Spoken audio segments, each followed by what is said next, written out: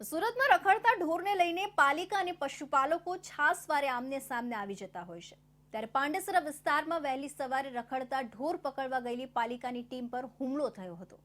ખુલ્લામાં રખડતી ગાયને પકડીને વાહનમાં ચડાવતી વખતે પશુપાલકો આવી ગયા હતા, જેમણે બબાલ કર્યા બાદ લાકડાના ફટકા વડે હુમલો કરતા કર્મચારીઓને ઈજા પહોંચતા સારવાર માટે હોસ્પિટલમાં ખસેડવો પડ્યો હતો। પાંડેસરા વિસ્તારમાં રખડતા ઢોર અંગેની ઉઠેલી ફરિયાદોને લઈને વહેલી સવારે જ પાલિકાની ઢોર પાર્ટી દ્વારા રખડતા ઢોર પકડવાનું શરૂ કરવામાં આવ્યું હતું। ખુલ્લામાં ઉભેલી ગાયને પાલિકાના કર્મચારીઓ ભાંધીને લઈ જઈ રહ્યા હતા। એ દરમિયાન જ હુમલો કરવામાં આવ્યો હતો।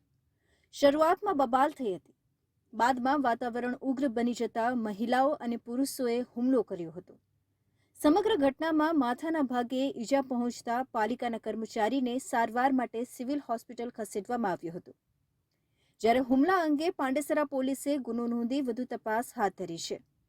જોકે અવારનવાર હુમલાઓ થતા હોવાથી પોલીસનું પ્રોટેક્શન મળે તે પ્રકારની તથા હુમલાખોરો સામે આકરી કાર્યવાહી કરવાની માંગ કરવામાં આવે એવી પાલિકા કર્મચારીઓ દ્વારા માંગ કરવામાં આવી રહી છે।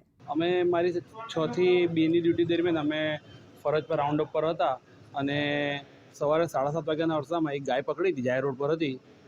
તો એ જે પશુ માલિકો છે એ આવીને એમ કહેવા માંડ્યા કે છોડી દો। અમે કીધું ભાઈ તમે વાત કરો શાંતિથી, તો એ કે વાત નહીં કરી। પછી જે એના ઘરના જે લેડીઝો હતા એ દંડા અને મોટા પેલા દંડા લઈને આવ્યા અને એ લોકો મારવાનું શરૂ જ કરી દીધું। કંઈ વાત મારી જોડી સાંભળી જ નથી, કંઈ કર્યું જ નથી।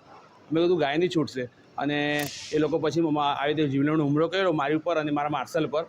માર્શલને વાગેલું છે અને પછી એ લોકો ગાય છોડાવી ગયા। મને પગમાં વાગ્યું છે, હાથમાં વાગ્યું છે। એ લોકો લગભગ 3 પુરુષો હતા અને 4 સ્ત્રીઓ હતી। એમના હાથમાં દંડો હતો, મોટો જાડો। વહેલી સવારે ઢોર પકડવા ગયેલી પાલિકાની ટીમ પર સ્થાનિક મહિલાઓ તથા પશુપાલકો દ્વારા હુમલો કરવામાં આવતા ભાગદોડ મચી ગઈ હતી।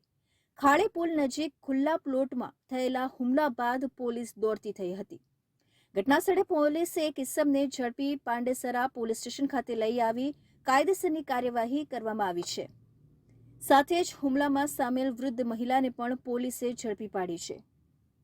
આ હુમલામાં પાલિકાના એક કર્મચારીને માથાના ભાગે ગંભીર ઈજાઓ પહોંચી હોવાનું સામે આવ્યું છે।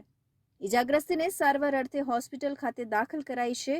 પાંડેસરા પોલીસે ઘટના સ્થળે પહોંચી હુમલામાં વધુ સામેલ આરોપીઓને પકડવાની કાર્યવાહી હાથ ધરી છે।